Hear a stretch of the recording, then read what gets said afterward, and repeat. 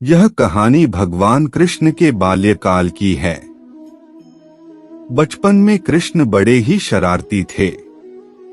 आए दिन कृष्ण भगवान के नए नए शरारती रोज यशोदा मैया के पास आते रहते थे।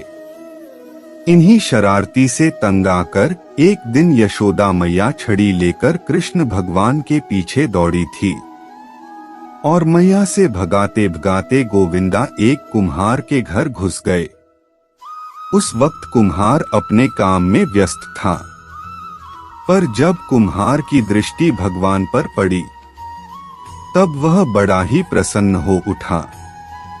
कृष्ण बोले, कुम्हार जी, मेरी मैया बहुत क्रोधित है और छड़ी लेकर मुझे ढूंढ रही है। कुछ समय के लिए मुझे कहीं छुपा लीजिए। कुम्हार भगवान श्री कृष्ण के अवतार स्वरूप से ज्ञात था। उसने तुरंत कृष्ण जी को एक बड़े से मिट्टी के घड़े के नीचे छुपा दिया। कुछ समय पश्चात जब यशोदा मैया ने वहां आकर पूछा, क्यों रे कुम्हार, क्या तूने मेरे कान्हा को देखा है?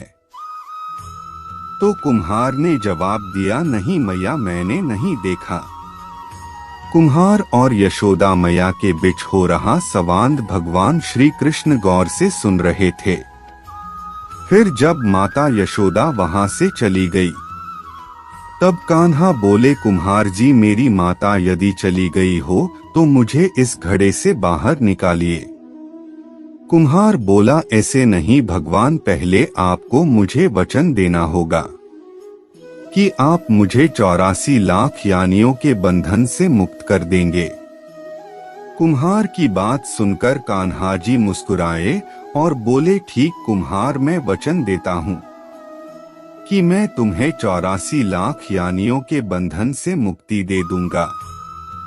अब तो मुझे बाहर निकालो।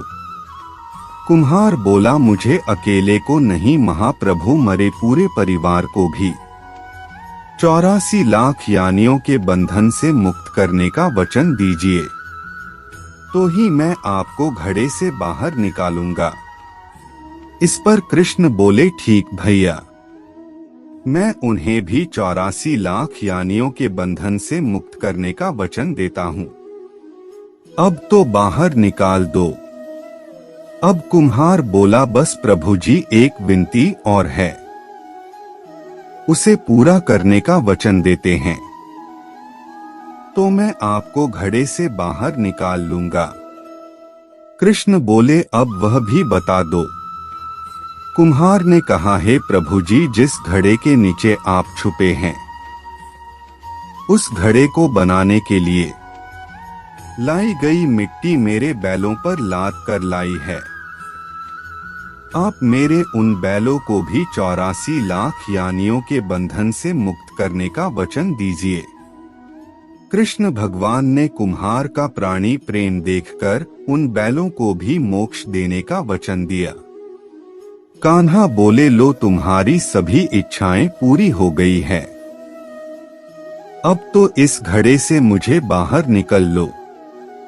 इस बार कुम्हार बोला, अभी नहीं भगवान, बस एक अंतिम इच्छा शेष रह गई है और वह यह है कि जो भी जीव हम दोनों के बीच हुए इस संवाद को सुनेगा उसे भी आप इस जन्म और मृत्यु के चक्र से मुक्त कर देंगे।